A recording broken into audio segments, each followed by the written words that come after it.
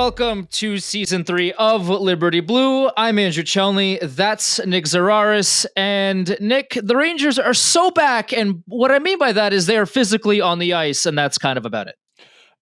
It was a very weird weekend. First of all, 2 matinee games back-to-back days. Terrible. Just like from a viewing perspective. 5:30? From a viewing perspective, I hate a matinee hockey game because it messes up my weekend plans where like usually I'm trying to run around to get things done during the day. So that way, by the time the evening rolls around, whatever I'm doing that given day can be taken care of. But man, that Buffalo game, and it's very weird that they got smoked by Buffalo back in November. They got smoked one game last year by Buffalo. I was at that game, which is why I so vividly remember it. I don't know if it's something specific about the Sabres and the guys they have that really like that, something the Rangers have that's a deficiency that Buffalo can exploit really well. But like, this is the NHL. There are no easy games. Even as bad as Buffalo is, I think they're 16th in the East. I think they're the worst team in the Eastern Conference. Yeah. They are 16th. And they hung an 8-piece on the Rangers. And you had Shesterkin give up 5 in the first period, him get yanked. You had effectively a total no-show from everyone on your team. And you had to sit there and regroup and come back out the next day and play a Pittsburgh team that for all intents and purposes knows their season's over as well. It's just a matter of, are we going to trade Erik Karlsson and Brian Russ now, or are we going to trade them in the summer? That's really all that Pittsburgh has left. And if it weren't for Shesterkin, they probably lose that game too. Because if you'll recall, before they scored the goal to make it 2-1, they were being outshot like 25-5 through the first 30 minutes of that game and couldn't get zone time, couldn't hold on to the puck. And this is a Pittsburgh team that's playing guys like Kevin Hayes and Anthony Beauvillier and Cody Glass. That's not exactly, the Yager Lemieux Penguins of the early 90s. That's not a good team, but they won the game. So you take a deep breath, you re-rack.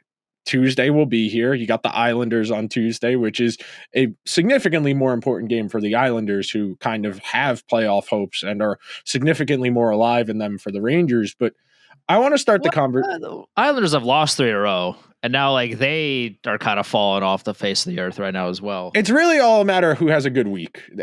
That's really all it takes. You win 2 or 3 games in a week, and you're right back in the mix. There's a world where the Rangers could be like 2 points out of a playoff spot after Tuesday if you get the right permutations of wins and losses of the games that are played.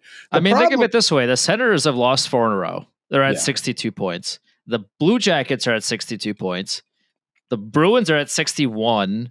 The Rangers are at 60, and the Islanders are at 57. So are the Canadiens. This is almost as if we're running it back from last season, where there's spots available and no one wants them because everyone's just losing at the same time. It's the SpongeBob. No, you can have it. Yeah. Give it to him, SpongeBob. Stand up for yourself. Here, you can have it. And that's been that second wild card spot for 3 months now. None of these teams are good. No. These are all teams vying for the opportunity to be last year's Washington Capitals. And I was talking to one of my friends over the weekend. He's like, how funny would it be if someone snuck in and then upset the Capitals in the first round after they were that team last year? But it's not out of the realm of possibility. Washington is a very funky team, and I'm sure we'll talk about that later on. But I want to start today's episode with a big conversation, and I can't answer authoritatively because I can't psychoanalyze all 20 of these guys. I can't sit them down in my armchair and pick their brains. But the way the guys on the team, Trautwig in specific, he said something about this. They were talking about, I can't believe how bad our effort was. Fundamentally, if we are in February and you are still struggling to get up 4 games that are effectively playoff games every single night, that you need, to be goaded into the fight, that you need to play Matt Rempe to forecheck, that you need JT Miller and Vincent Trocheck and Will Cooley grabbing guys after whistles to try and manufacture some energy.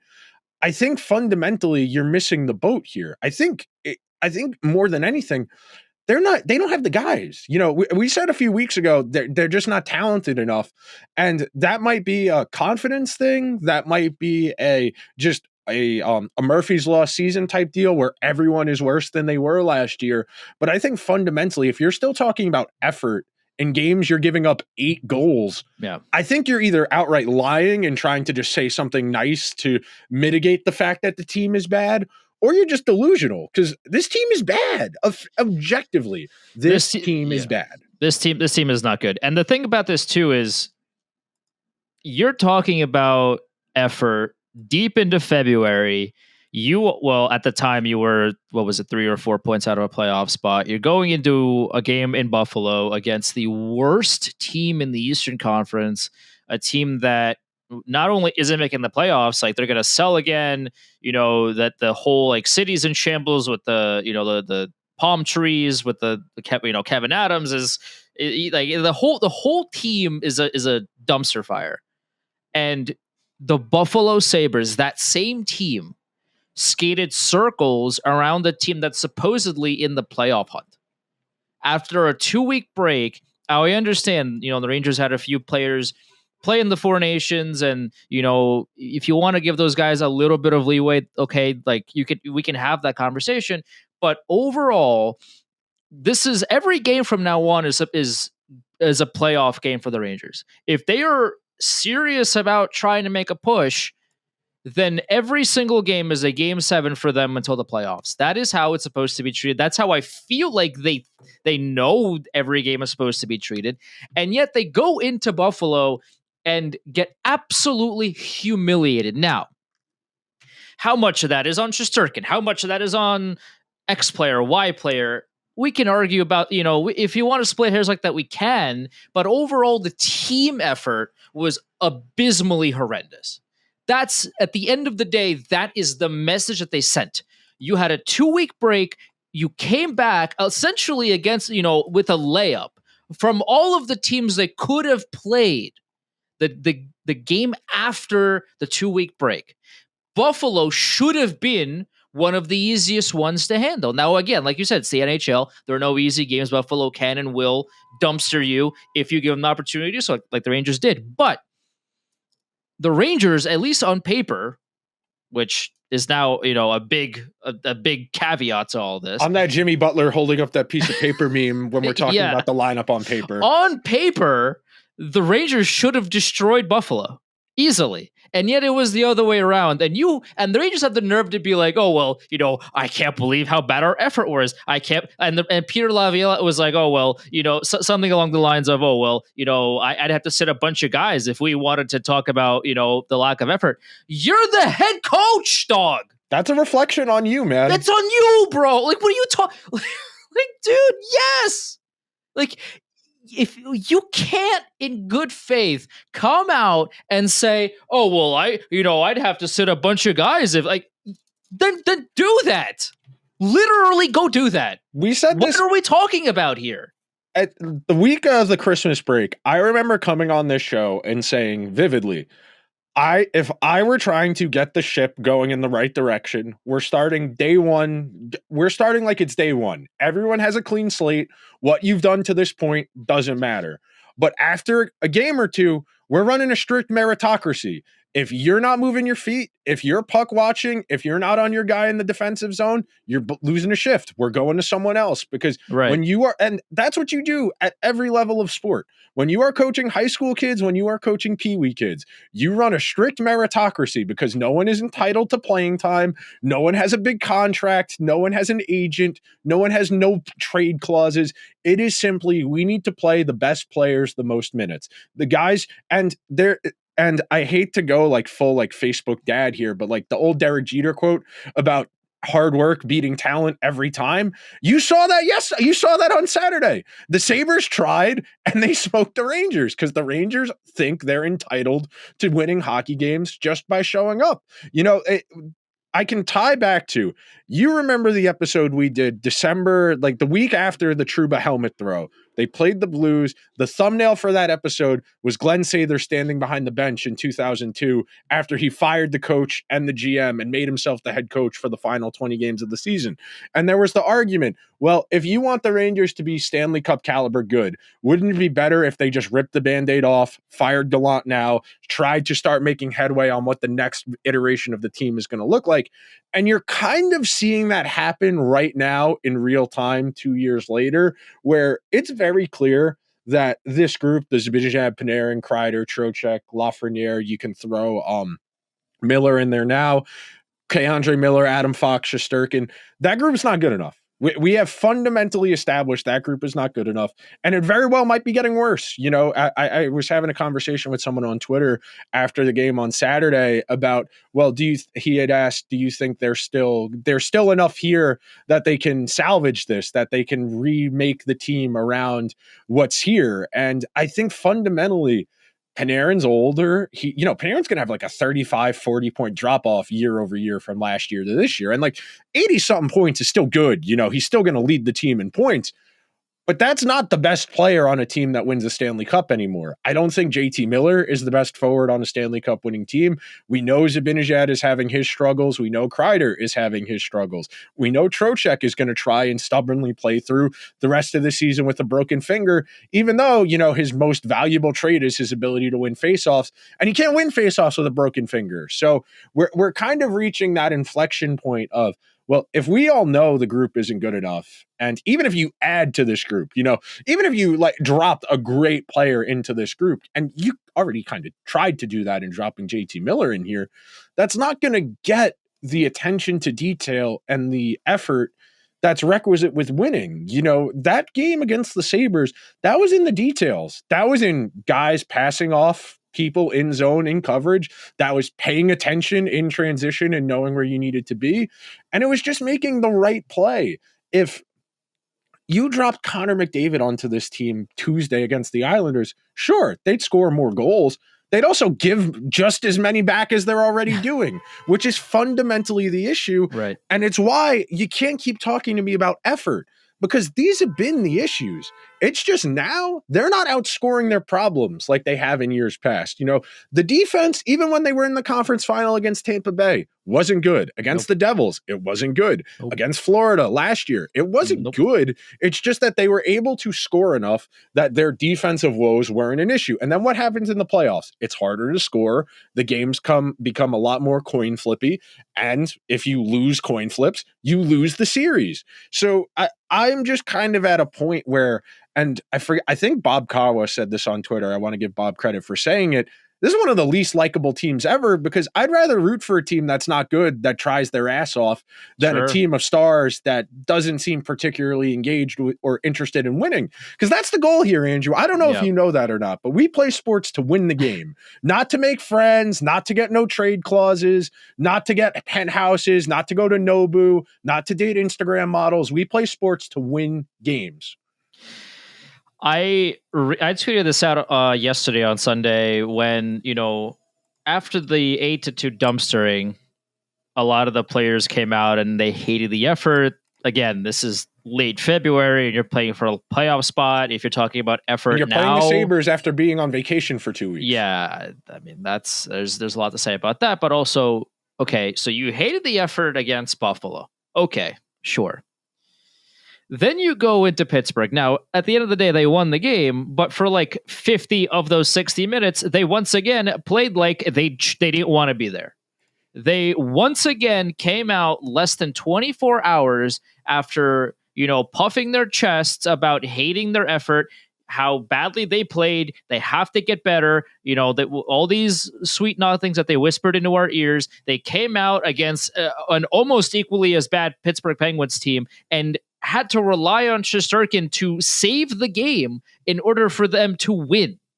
Like, yeah, they scored 4 goals and the empty netter at the end of the day, and Blomqvist gave up a couple that maybe he shouldn't have, and all these things, and the Rangers did end up winning the game. But for like 50 of the 60 minutes, the Rangers looked like they did not want to be there, which again tells me, why are you yapping post game about your effort when you're not showing me that you are actively changing anything on the ice? It's the same song and dance. Why are you telling me about your effort? Dog, go show it to me. We don't play for the Rangers, Andrew. We're not on the team. Like, it's great that they can acknowledge and recognize the effort isn't good enough, but that's something on you, man. That is fundamentally on you. And I want to tie Laviolette into this part of the conversation as far as the effort, because I don't think it's his fault the team is just objectively bad. I do think he is actively making his own job harder with some of the things he says and things he does. Sure. If you wanted to run this as a strict meritocracy, you would have had Filipino, Capocaco, and Will Cooley as this team's first line in November when they were the only line on this team with a pulse. If everyone recalls, that line started the year. They outscored opponents 14-0 5-on-5 to start the season. Two of those guys, by the way, are no longer on the team. And it's funny that you traded away Filipino, the most shooty first forward you have, and you have these games where you go 20 minutes with 4 scoring chances. You think about that game on Saturday, you think about the game yesterday against Pittsburgh, you think about that game against the Bruins on a Saturday before the break where it was midway through the second period and they had 9 shots on goal, 30 some odd minutes into the game. You get to a point where if nobody wants to shoot the puck, you're gaining the zone. You're not doing anything when you get there. And look, fundamentally, I understand there's a difference between giving up chances and then how much heat you're able to withstand. But if you spend the entire game in your own end and you are expecting your goalie to bail you out and your defenseman to bail you out, and I think that's what irks me the most is, where you see effort from your forward group? In the defensive zone, when they have to win a puck battle and try and go from defense to offense. And far too often, the Rangers have their forwards lightly floating around the zone. They're not below the goal line, reinforcing defensemen trying to win puck battles. And I am tired of blocking shots and throwing checks being considered good defense, because it's not. It's a component of defense. Right. By the way, all of that means you don't have the puck. Yes. And that is part of a toolbox of an effective defensive player. It is. But that just means, and this is the hard part for some people to get, being noticeable doesn't necessarily correlate with being good at it. We talk about guys who were very high usage rate in basketball. They might not be very efficient at it, but they're noticeable. They have the ball a lot. They're making plays. In hockey, it's very similar to defense. If you talk to a certain person, they would tell you Brock Faber and Jacob Slavin spent the entire game in their own zone in the Four Nations faceoff. And if you talk to some people, they would say, well, Jacob Slavin was Clamps McGee. He was blocking shots. He was preventing chances from getting through the middle of the ice. And it's really a matter of how much you understand, because there's a certain, tipping point in that relationship of how much time can you spend in your own zone, even if it's low quality, before it starts to wear away at you. And I think when you look at the Rangers and they have one defenseman who is consistently able to break the puck out cleanly without turning it over. He's getting a lot of heat also for some reason. We're going to get there. Yeah. We're going to get there, because I think it's interesting, and I think it's very reminiscent of the conversation that often comes around Shesterkin, where Ranger fans don't understand that everybody else in the league would kill to have that guy on their team. And we've been kind of spoiled by the fact he's been so good for a half decade now. Adam Fox is already in year 6, and everyone's kind of like, well, isn't he supposed to be Norris Trophy good? And he's only the 11th or 12th best defenseman in the NHL. And people are kind of up in arms about that. But I'm tired of hearing about effort, and I'm tired of guys who are supposed to be the leaders on this team, like Trocheck, like Miller, like Zibanejad, like Kreider, just giving me, well, I didn't like our effort. We need to be better. You guys just aren't good. It's February. If you're still telling me you can't get up for these moments and your effort is in question, you better be injured or you have to be outright stupid. Those are really the only two options. The dogs that bark the loudest are the ones with no teeth. If you are going to consistently get up on your soapbox post game and tell me you're, oh, I didn't like our effort. Oh, we just got to play better. Brother, it's going to be March in like 5 days. We can't be doing this. We're 57 games into the season. The Rangers have 25 games left. It is going to be March this time our next episode will be in the month of March. We'll be 2 days away from the trade deadline. How are you talking to me and the rest of the fan base about effort? It's such a hollow talking point at this point. There's just no way that a supposed Stanley Cup contender team, forget about Stanley Cup, a playoff contender, I guess at this point, maybe. There's no way a team that has playoff aspirations turns around and deep into February is complaining about, one, their effort, and then two, also turning around after that and not showing any improvement for the vast majority of their next game. Like, it's just all of it rings empty. Because if you really meant it, first of all, you'd show it to me.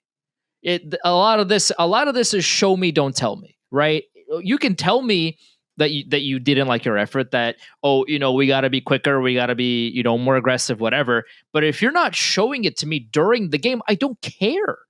I don't like you yapping in my ear is not going to make me believe that you're a playoff team. You know what will make me believe you're a playoff team? You going out there and playing like one.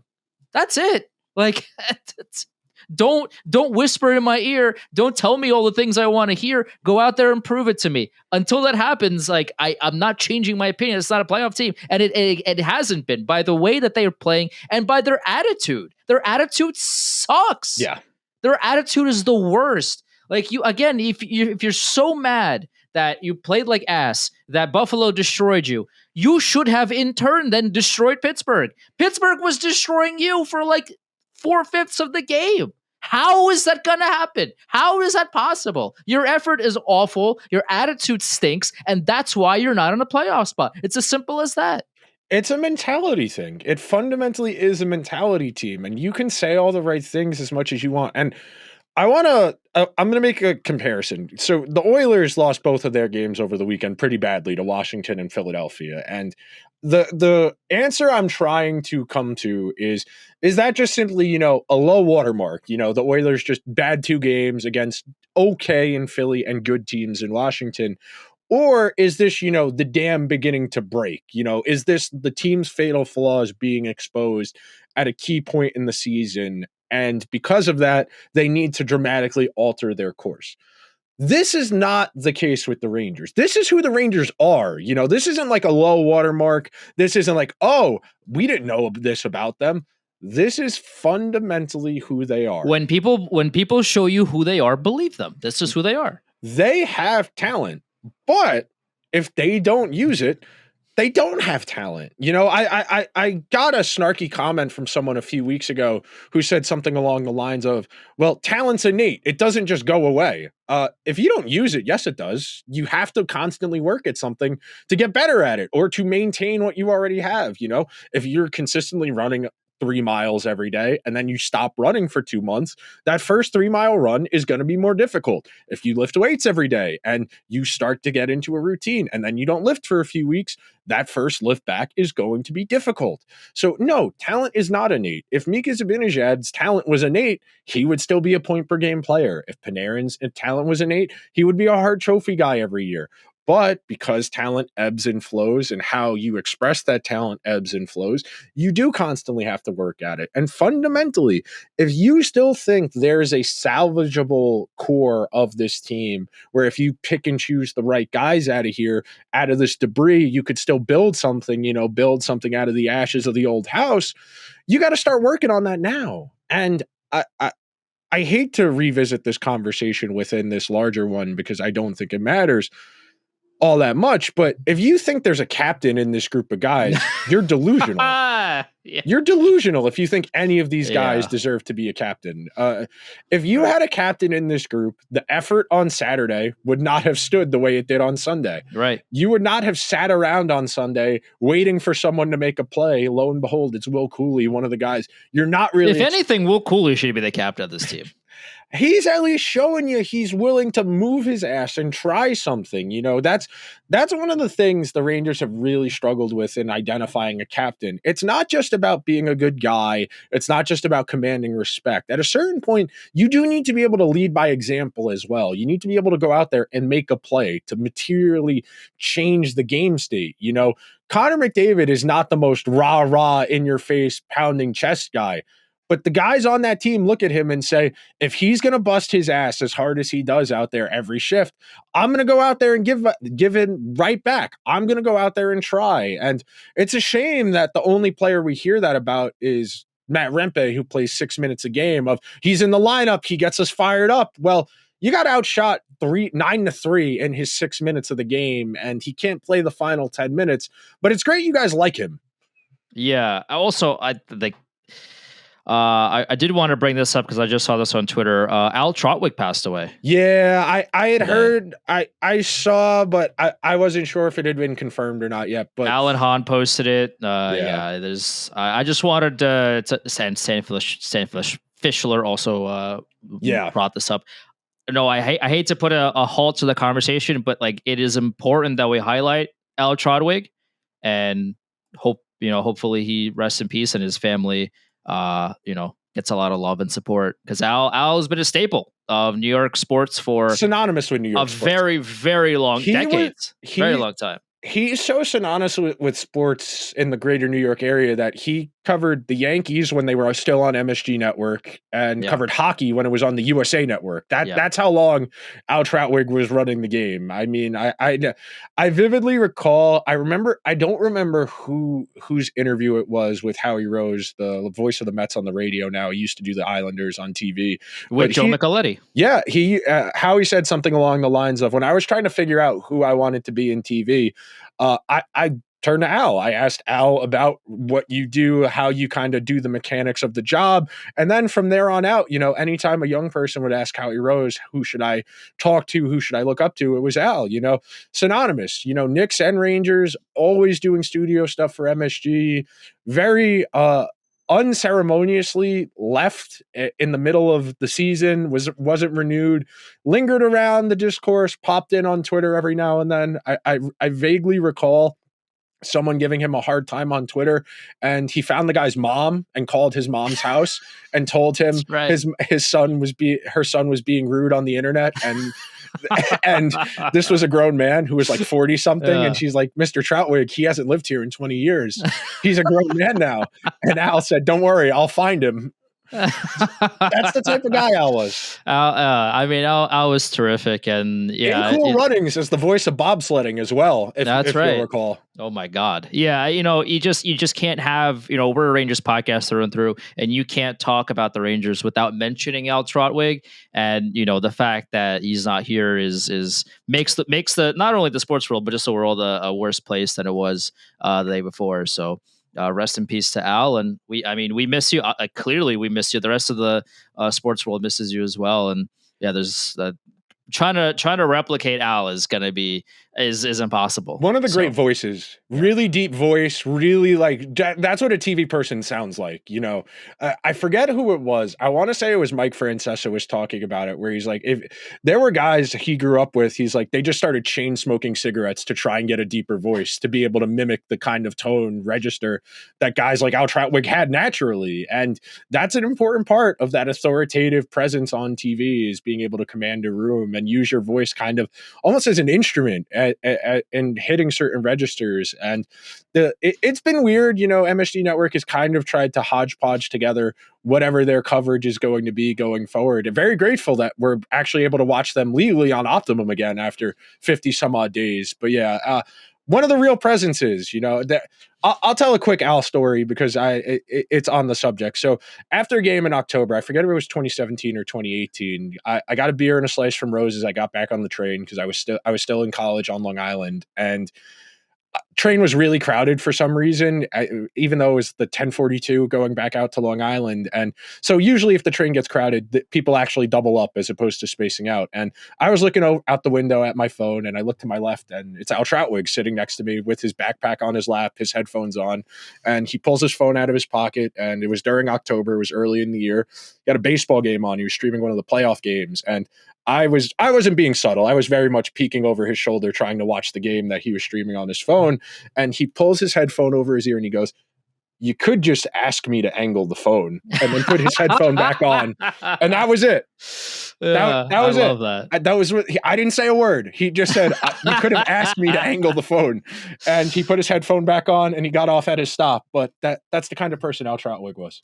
I love that story. Yeah, I mean, like I said, it's a hole in sports media coverage that is good. I don't know if that's ever going to be filled, just because of how Al did things and the way he conducted himself, and just the professionalism he brought to covering any sport that he did. And it's I know he wasn't on MSG for a couple of years now, but when he was doing the games, it was beneficial to have him there versus now, of course. Yeah, one of the real, institutional figures, one of the real presences on MSG Network, which has been, a revolving door. Those regional networks, that and SNY. A lot of people just go through there, passing through there on the way to bigger and greener pastures. And Al was there basically from the inception to for 30 some odd years. Mm-hmm. That's a long, admirable career that a lot of people wish they could live up to and aspire to live up to.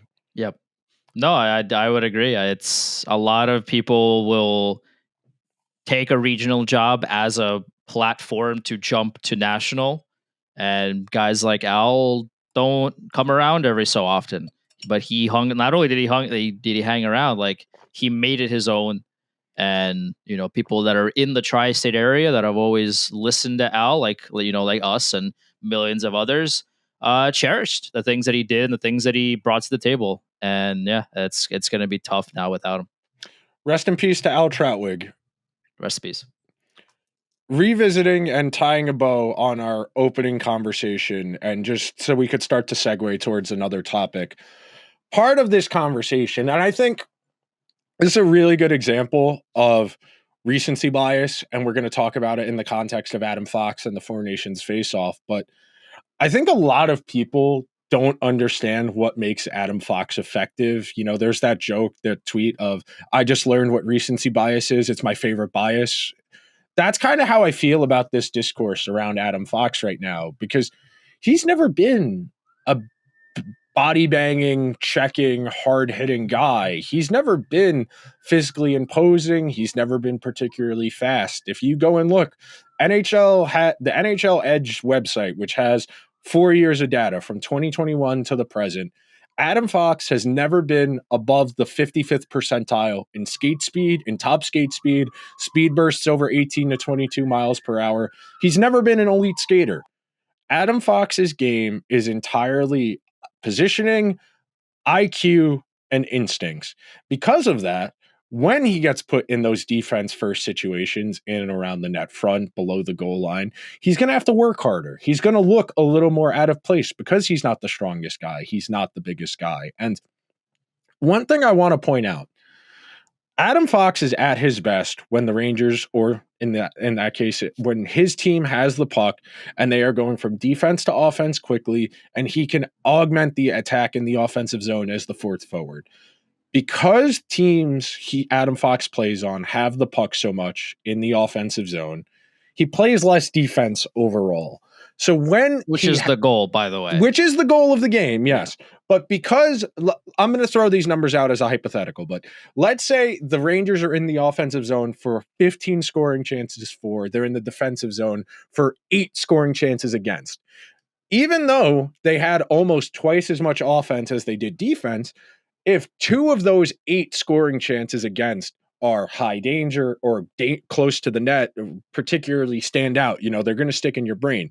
That 1 out of 4, because 2 out of 8 is 1 out of 4, they're going to be more pressing in your mind than the 15 scoring chances for, especially if you don't get a goal down at the other end. So I want to point that out, that even though he's still winning his minutes, the Rangers have never lost Adam Fox minutes in terms of goals at any season or in any postseason for his 6 years in the NHL, or in the 3 real playoff runs, not counting the Carolina play-in round.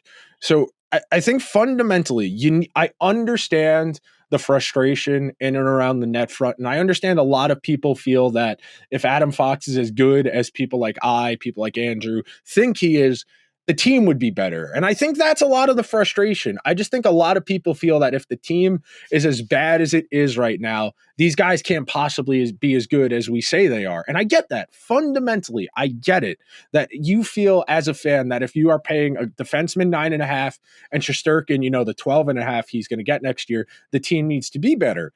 I think those are reasonable gripes. But I think you need to point the finger at guys who are significantly more culpable in the team's failures than the team's 2 best players over the last half decade. Listen, again, if you are blaming Adam Fox for the reason the Rangers are losing games, you simply don't know what you're watching. Like, there's no better highlight of the eye test being completely random and up to the eye of the beholder than with this Adam Fox discourse. You mean to tell me that you think Adam Fox had a bad tournament? I mean, like, the analytics show that he had a great tournament, a solid tournament. Even if you hate analytics, like, a lot of people will equate big hits or fast skating to being a good defenseman, which again, neither of those things have anything to do with being good defensively. Like, yeah, would you rather Adam Fox be faster than what he is now? Yeah, sure. That's not going to hurt, but like, he is one of the best defensemen on the planet with his deficiency of not being the fastest skater, on the ice. So he's really good at what he does. He's incredibly, solid. When the team, whether that be Team USA or the Rangers, when Adam Fox is on the ice, the team that he's playing for is instantly a better defensive team, and that is not a hot take. That is probably the coldest take that I could probably have because on they're the playing show. less defense. Adam Fox is good at hockey. Like, I'm not breaking any news here. He's really good at what he does. So this discourse of, he had a bad tournament. Adam Fox is one of the reasons Rangers are losing. Like, at a certain point, I've already lost a good amount of nerves, and probably have shortened my lifespan watching this team play and thinking way too much about them because I'm crazy, just like you, Nick. Like, both of us are complete psychos when it comes to this team, and we give way too much time thinking about the margins and how to make this team better and all that. I've already done that. Like, I can't spend more time arguing with people that don't understand what they're watching and trying to convince them otherwise. Like, at a certain point, if you choose to be silly about Adam Fox, okay, have at it. Like, it's kind of over for me at this point to argue with these people, because you're just not going to get through. Like, if you are, if you're taking a test and the question is asking you what 2 + 2 is, and you continue to yell from the rooftops, the answer is 9.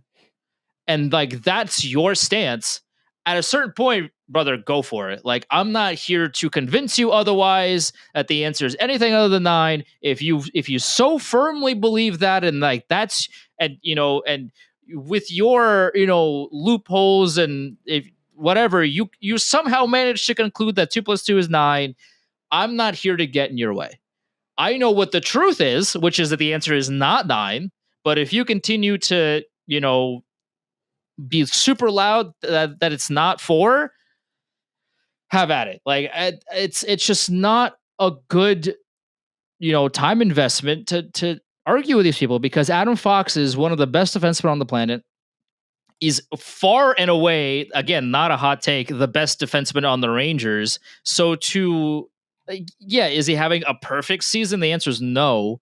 But like, the list of problems above Adam Fox is so high on the, like, there's so many things that are more broken with the Rangers than Adam Fox. Like, can we please turn your brains on, please watch the games carefully, watch Adam Fox carefully, dig into the analytics, dig into every angle, and then form your opinion. Like, it's completely insane to me that people will look at Adam Fox and also look at the Rangers and say, yeah, Adam Fox is one of the biggest problems. Dog, please. Like, I'm losing my mind.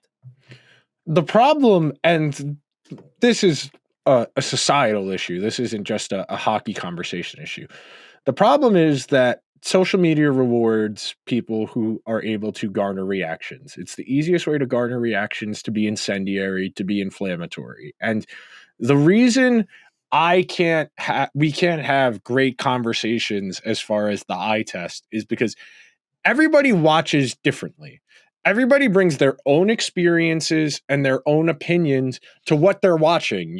Some people are just looking at the puck. Some people are looking at the play developing away from the puck. Or if you're doing a deep dive, you're only watching a specific one player and how they operate within that environment. If you're just following the puck, you're going to miss components of the game. If you're just following the play away from the puck, you're going to miss the decision making that goes into setting up the play, so on and so forth. That's why it's hard to have these types of conversations, because I can point to the numbers. The Rangers, in Adam Fox's NHL career, the Rangers have outscored opponents 339 to 250 something. They have a demonstrative goals edge in Adam Fox's minutes in the regular season and in the postseason. I had somebody in my mentions a few days ago saying he's the reason they lost the series to the Devils 2 years ago. The Rangers won Adam Fox's minutes 7-5 in goals for and against in that Devils series 2 years ago. It's just those people aren't serious. That's where the eye test versus the actual game. It's the same it's the same point in the conversation where people are like, well, yeah, you never played hockey. Respectfully, yes, I did, but I don't have the arrogance to presume that me playing hockey when I was 14 years old is comparable to being in the NHL. In the same way that driving a car to the gas station to get gas doesn't make me qualified to comment on Formula One or NASCAR. Can you make informed opinions based on your experiences? Sure, they can absolutely augment. But again, that is called anecdotal evidence because it's based on an anecdote. If you go and look at the data and you go and look at the stats, sure. Is there a little bit of a misalignment in particular this year? Adam Fox has already been on the ice for as many goals against this year as he was the entirety of last year. Is that valid to say? Yeah. If the numbers say that, yeah, he has been on the ice for a lot more goals against this year than he was last year. But if you go and look at the other components, you look at scoring chances, shots on goal, expected goals, and high danger chances, the Rangers are actually doing better in all of those categories at Adam Fox minutes this year. The only difference is they are scoring about 2% less goals per 2% less goals. So that might not sound like a lot, but 2% over the course of, what have we played, 57 games? Yeah. We're probably talking about a handful, 5-6 goals. 5-6 goals in a lot of these games that they've lost over the last 2 months. Swinging the other way, you're very much in a playoff spot. That's the variance. That's the degree of detail that goes into this, because I can't agree with people saying Adam Fox is having a bad season, because he's not. Is he having a bad season by Adam Fox standards? Sure, you could say that. I think that's very much the same conversation as Shesterkin, where is he having a bad goaltending season? No. Is he having a bad season by his standards? Yes. That gets back to what I had said before about being spoiled and not recognizing what you have. There may be 7 or 8 defensemen in the world better than Adam Fox. And using 3 games over the course of a week and a half where he's playing with guys he hasn't played with before, for a coach he hasn't played for before, I think we're taking too much away from recency bias and anecdotal evidence. Now, if Adam Fox plays like this next year and, the foot speed and the losing puck battles, and they still can't get him a competent partner, which is something we should probably mention at some point in this conversation as well, I think then we can start to have a conversation. They probably do have one in Zach Jones, but that's a whole other argument for a whole other day. Zach Jones, I don't know if people know this, but I'll give you the stat. Zach Jones is actually the Rangers' best defenseman in terms of preventing zone entries, in terms of preventing the other team from going through the neutral zone. Oh, it's not Ryan Lindgren? No, it's not Will Borgen? No way, Will Borgen is the single most passive defenseman in the entire NHL in terms of letting guys go past him, because he doesn't have great foot speed. He drops back and he gives them more space. He's almost in the exact same spot on the scatter plot as Jacob Trouba was in years past, where they tell Andre's partner, play as deep as you possibly can, let them go around, keep them to the outside. And of course, that doesn't work very well in today's NHL because everyone is fast and everyone is skilled. You can't let guys build up speed and attack the net with speed. But to tie a bow on the Adam Fox thing, yes. Can you say he was on the ice for too many goals against and you would like him to be more physical? Sure. He's never going to be a physical guy. That's just not in his toolbox. It's asking a fish to climb a tree. Does he need to be better? Yes. Is it Sure. a fatal flaw? No. He won the Norris Trophy 3 years ago. He finished second 2 years ago. He arguably should have won it, but Erik Karlsson had 100 points on a 20-something win Sharks team, so they gave it to him, and he finished fourth last year. This is undoubtedly one of the 10 best defensemen in the world. Guys can have a bad week. They can have a bad week and a half. That's part of hockey. It's a high variance game. We can revisit this conversation a year from now, and if he is still not playing as well as people would like defensively, then it's more worthy of a conversation. But I don't think Adam Fox is the Rangers' problem. No, I would agree. Like, I think that's absolutely fair. And like, Adam Fox has earned the leash that he currently has. Like, as the ambulance that is driving by my house agrees. Like, they clearly they would agree with what we're saying. It's just, when you play as well as you do and you have like a week of not pristine excellence, you can get a pass because of all the other weeks you've had that have objectively been great. When you have other guys in the lineup that have had weeks, months, if not years of playing not up to their standards, not only is their leash a lot shorter, but the fact that they continue to have a long leash from the coaching staff should give you a lot more red flags than Adam Fox having a bad week. Like, the way a lot of fans, specifically Rangers fans in this context, we're talking about Adam Fox, are giving away their anger to things that don't need it is very strange to me. Why are you like, Adam Fox does not deserve the amount of hatred that you are giving to him right now. There's 18 million other problems with this team, and Adam Fox is like one of the good players right now. Like, of all the people that deserve your ire, Adam Fox is one of the people that deserve it the least. It's like him and Will Cooley. Like, why people are choosing now to start highlighting that Adam Fox isn't the fastest player in the NHL. But again, and I bring this up every few weeks or so. It's an important thing to keep in mind for everybody that's listening. The number one priority of a defenseman is to defend. If you are a really good defenseman like Adam Fox is, everything else is secondary. Not only is he really good at being a defenseman, he's also a tremendous two-way player. Yeah, he's not the fastest and he's not going to hit everybody at all times. That doesn't mean he's not good defensively, which, by the way, once again, is a defenseman's number one objective. Adam Fox is not the problem. He hasn't been the problem, and he probably won't be the problem. Crazier things have happened. So I guess, at this time next year, if he continues this, his quote unquote, very air quotes fall off, then we can have that conversation. But until that point, the Rangers have way bigger things to focus on than Adam Fox. Okay. You mentioned it. We're going to play a little game, and we're going to try and distill out some blame for this season. So the logic here is player A or player B. Who would you fault more for the Rangers having the type of season they're having right now? We're not including the GM or the coach, because I think fundamentally you would get to the GM as the answer because the GM picks the guys who are on the team. So with that in mind, we start at the very bottom of the problems. Is Jonathan Quick a bigger problem than Jimmy Vesey? No. Okay. So Jonathan Quick is off the list. Sure. Is Sam Carrick a bigger problem than Jimmy Vesey? No. Sam Carrick, noted good guy. Yeah. One of the few guys that great. Like, he's had some really good weeks, some really, really solid weeks, followed up by he's a guy. There. He's definitely skating out there. Vakanainen or Jimmy Vesey? Bigger problem. Vakanainen. Okay, Jimmy Vesey's off the list. Vakanainen or Matt Rempe? It's such a difficult question because this question isn't even on Matt Rempe himself. It's on the staff for continuing to shove him into the lineup.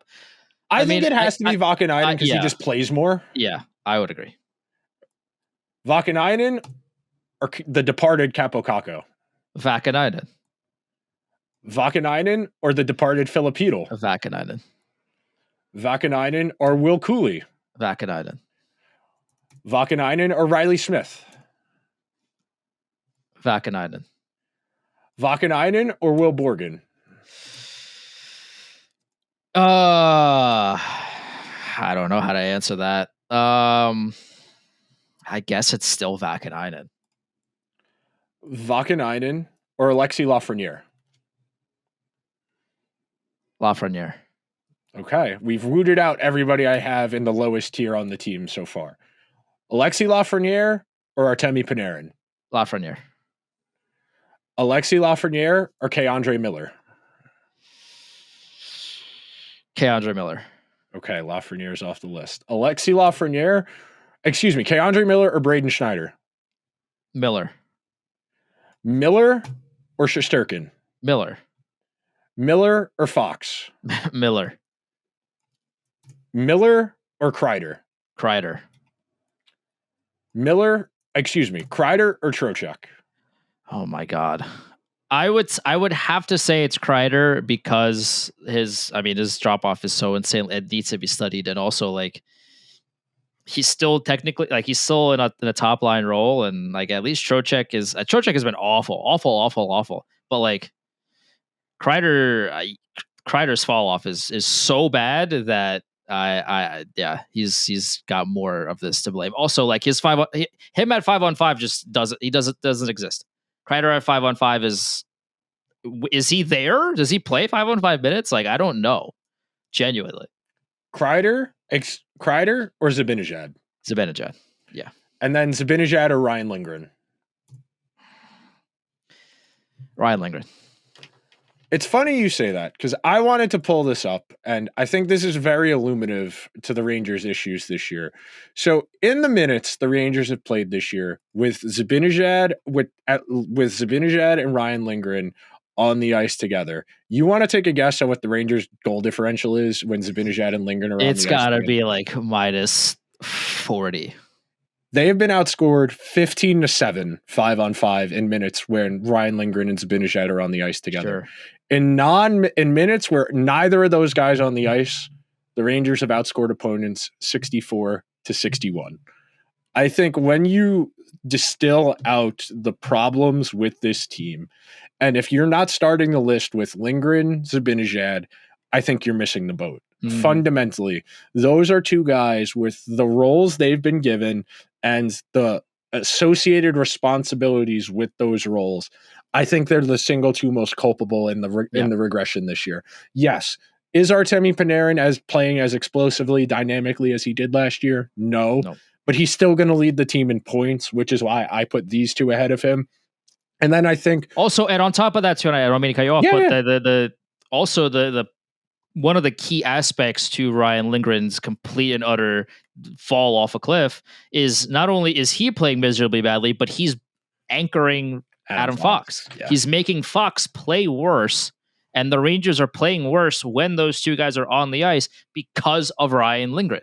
Like, it's not just Ryan Lindgren being bad in a vacuum. It's, he's so bad that one of the best defensemen in the entire world also looks worse and plays worse with Lindgren on the ice. Just for shits and giggles, I want to look this up real quick. So in Adam Fox's minutes without Ryan Lindgren this year, he's played 368 minutes without him. He's played 600 minutes with him. And the 368 minutes Adam Fox has played without Ryan Lindgren this year, the Rangers have outscored opponents 24-11. In the minutes they've played together, they've been outscored 27-25. It's really that straightforward. It really is that straightforward. And anybody who's getting into the weeds of complaining about Shesterkin or Fox you are fundamentally missing the boat. I think it's hilarious that Vince tweeted Shesterkin's stats in his last 5 starts yesterday before the game against the Penguins. And then he was lights out against the Penguins, trying to frame the conversation around the goaltending issue. There isn't a goaltending issue. The team stinks. Yep. At a certain point, the team is what it is. Like you said, Andrew, when people tell you who they are, believe them. And this team has showed you who they are. I think that'll do it for this episode. Oh, real quick. We'll try and get out of here under an hour so we don't get clipped when we rerun this later. Four Nations was very fun. Don't tempt don't poke the bear. That's the rule of thumb I have. It's great they beat Canada once. They did the same thing in 2010 where they beat them in the preliminary round and then lost to them in the final.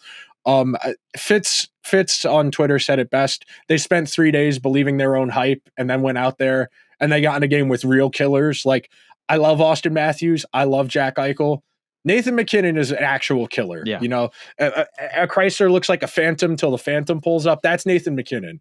As good as Eichel and Matthews were in this tournament, Nathan McKinnon, Connor McDavid, you're not beating that one too. Those are the two best players in the world, and they're on the same team. Four Nations was a lot of fun. Great time. You know, I got out to I tried to get to the Canuck, and here's the thing, like, I wanted to get to the Canuck 2 hours before I was supposed to leave work. I got a text from my friend, hey, there's a line out the door to the Canuck. We are going to a different place. So I had to reroute. Nick had to reroute. I'm sure a lot of other people had to reroute. Like, it seemed like every bar, like even the bar that I ended up going to, because we ended up going to different places, the bar that I went to was packed with people. I'm sure yours was as well. Like, I can't remember the last non-playoff game, hockey playoff game, that drove this kind of attention from people that weren't hockey fans. You had people saying the NBA needs to learn from the NHL. Yeah, like, know, which is like that's it. That's like it was 1994. That's crazy. Why the NHL's hot and why the NBA's not. Yeah. What a time that must have been in 1994. You know, no Michael Jordan because he was in his 2 years of playing baseball. You had the Rockets in the finals and you had the Rangers winning the Stanley Cup. Must be nice. It must be nice. Must be nice. All right. That'll do it for this week's edition of Liberty Blue. Andrew and I will talk to you guys next week ahead of the trade deadline. We very well might have an emergency episode between now and next Monday because the NHL trade deadline is not this upcoming Friday. It's next Friday, the 7th. So if the Rangers do indeed start to sell guys off, we may very well talk to you sooner. We will see you guys then. Later.